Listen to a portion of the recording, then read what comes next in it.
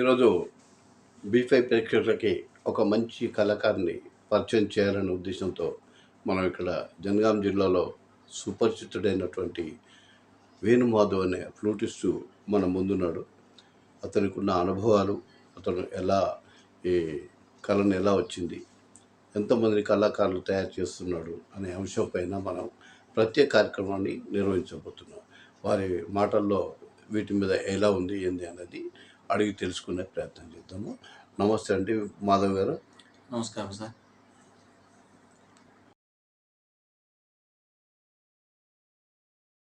Sir, నా పేరు కొమ్ము వేణుమాధవరావు.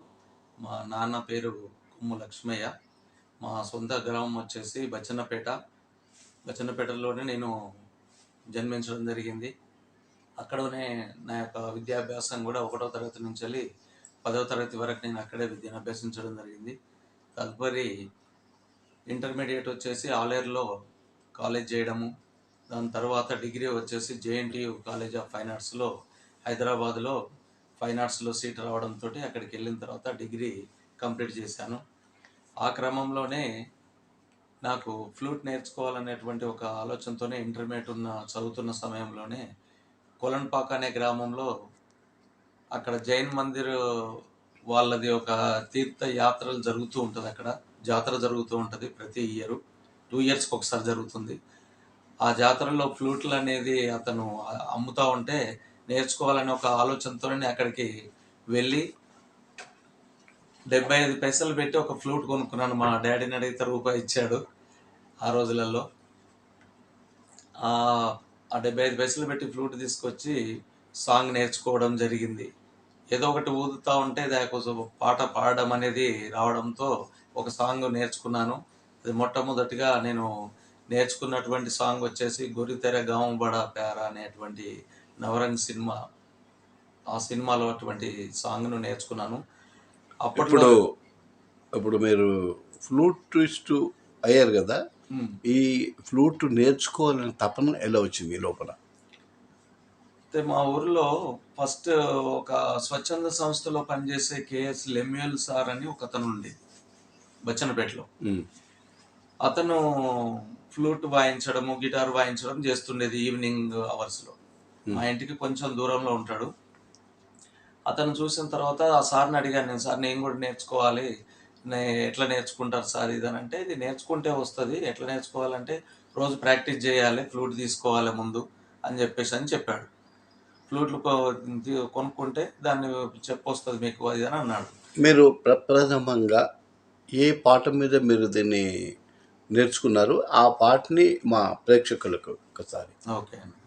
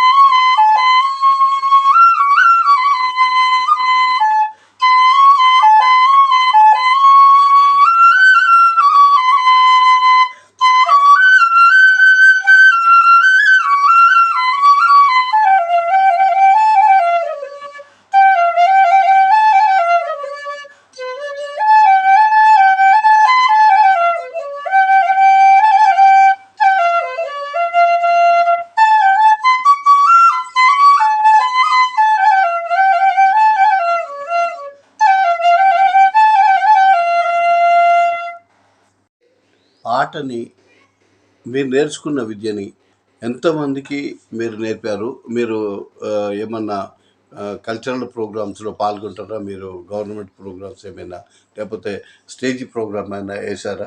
తర్వాత ఏస్తే మీకు ఉన్న ఎవరైనా శిష్యులు మీ దగ్గర ఉన్నారా? అది మా ప్రేక్షకులకు చెప్పండి. నేను మొట్టమొదటిసారిగా ఈ గవర్నమెంట్ జాబ్‌లోకి టీచర్‌గా వచ్చిన తర్వాత నాకు ఫస్ట్ అపాయింట్‌మెంటు ములుగు జిల్లాలోని జాకారం గ్రామంలో ఫస్ట్ అపాయింట్‌మెంట్ నాకు ఆర్ట్ టీచర్‌గా post social welfare residential junior కాలేజీలో నాకు ఆర్ట్ టీచర్‌గా ఉద్యోగం రావడం జరిగింది. అక్కడ నేను 1995 నుంచి 2000 వరకు 5 ఇయర్స్ నేను అక్కడ సర్వీస్ చేశాను. ఆ సర్వీస్ చేసిన కాలంలో ఒక నలుగురు పిల్లలు నేర్చుకోవడం జరిగింది అక్కడ విద్యార్థులు. అందులో నేర్చుకున్న వాళ్ళలో ఒక ఇద్దరు మాత్రము ఇప్పుడు మంచిగా సాంగ్స్ ప్లే చేయగలరు. దాని తర్వాత అక్కడి నుంచి 2000 నుంచి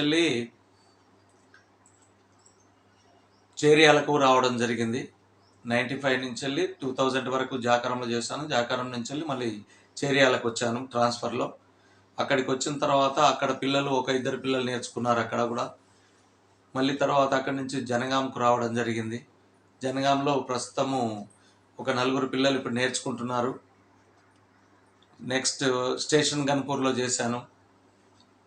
2014 నుంచి 18 వరకు అక్కడ చేయడం జరిగింది. అక్కడ కూడా పిల్లలు ఒక ఐదుగురు పిల్లలు నేర్చుకున్నారు. వాళ్ళందరికీ కూడా నాకు వచ్చినటువంటి ఫ్లూటు వాయిద్యం ఏదైతే ఉందో దాన్ని నేను వాళ్ళకి నేర్పించడం జరిగింది. ఇప్పుడు ప్రస్తుతం జనగాంలోనే సాంఘిక సంక్షేమ గురుకుల పాఠశాల జనగాంలోనే నేను ఆర్ట్ టీచర్గా కొనసాగుతున్నాను. నా వృత్తి నేను ఆర్ట్ టీచర్ అయినప్పటికీ డ్రాయింగు వాళ్ళకు నేర్పించేటువంటి మెలకువలతో పాటుగా ఈ యొక్క ఫ్లూట్ను కూడా వాళ్ళకు రోజు ఈవినింగ్ క్లాసెస్ అయిపోయిన తర్వాత 4:30 తర్వాత వాళ్ళకు రెగ్యులర్గా క్లాసెస్ చెప్పడం జరుగుతుంది. ఇక్కడ అలాగే మీరు నేర్పినటువంటి స్టూడెంట్స్ ఎవరైతే ఉన్నారో, ఎక్కడెక్కడ ఉన్నారో వాళ్ళు వృత్తిలో కొనసాగుతున్నారు, మీరు కొనసాగుతున్నారు కదా. మీరు రేడియో ప్రోగ్రామ్ కానీ, టీవీ ప్రోగ్రామ్ కానీ, మరియు స్టేజ్ ప్రోగ్రాంలు కానీ ఏమన్నా ఇచ్చారా? మీరు ఎక్కడన్నా వెళ్ళినప్పుడు ఏ సాంగ్స్ ఎక్కువ మీరు ప్లే చేస్తుంటారు? మీరు జనాదరణ పొందినటువంటి పాట మీ దగ్గర ఏముందో ఒకసారి చెప్పండి. మా స్కూల్స్ పరంగా ఉన్నటువంటి కల్చరల్ యాక్టివిటీస్ ప్రోగ్రామ్స్లలో హైదరాబాదులో నేను పబ్లిక్ గార్డెన్లో ఉన్నటువంటి స్టేజ్ పైన 2017లో మా యొక్క గురుకులాలకు సంబంధించినటువంటి ఫెస్ట్ అనేది జరిగింది. అక్కడ నేను ఫ్లూటు ప్లే చేయడం జరిగింది. అక్కడ స్నేహానికన్నా మిన్న లోకాన లేదురా అనేటువంటి ప్రాణ స్నేహితుల చిత్రం నుంచి ఆ సాంగ్ను కూడా పాడడం జరిగింది సార్. ఆ సాంగ్ మా ప్రేక్షకులకి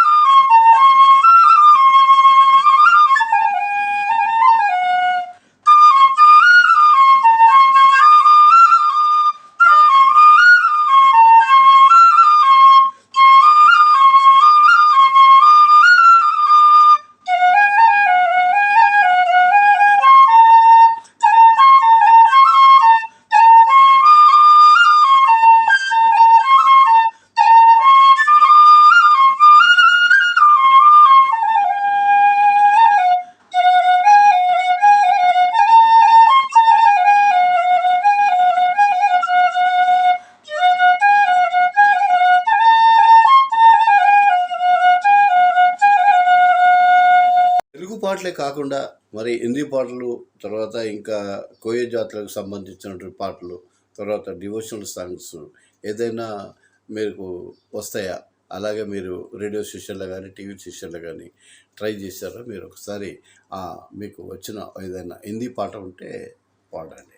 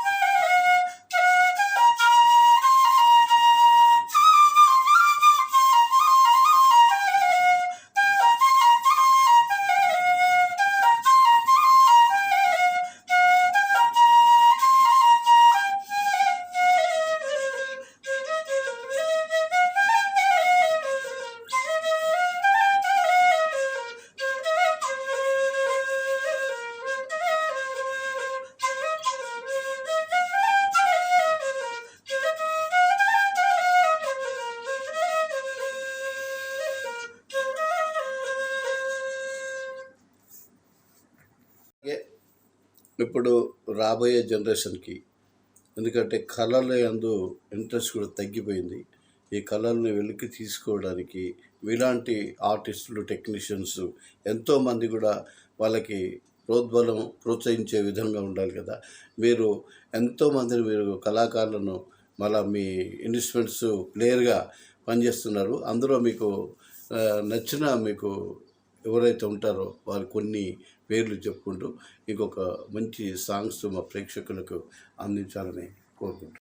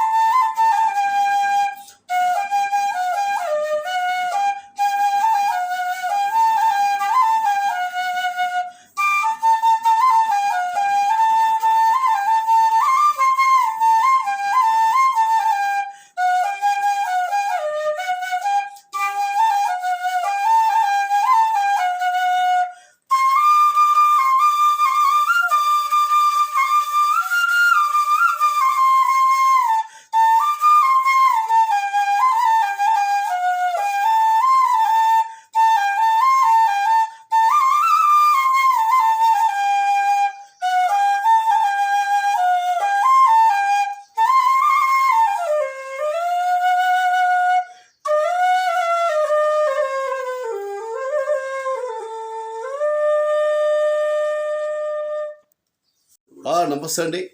బీఫై ప్రేక్షకులకు ఈరోజు మంచి ప్రోగ్రాం అందించాలనే ఉద్దేశం మనం చెప్పాం కదా. మరి అలాగే మన వేణుమాధవ్ గారితో ఇంతవరకు టైం కేటాయించి వారి అమూల్యమైనటువంటి పాటల్ని, సందేశాల్ని మనం అడిగి తెలుసుకునే ప్రయత్నం చేశాము. అందులో భాగంగానే మనం వారిని పరిచయం చేస్తూ ఇంకా ముందు ముందు కూడా ఈ వేణుమాధవ్ గారు మంచి మంచి ప్రోగ్రాం చేయాలనేసి మన ఛానల్ తరపున మనం కోరుకుంటున్నాము. మరి నమస్కారం అండి. నమస్కారం సార్.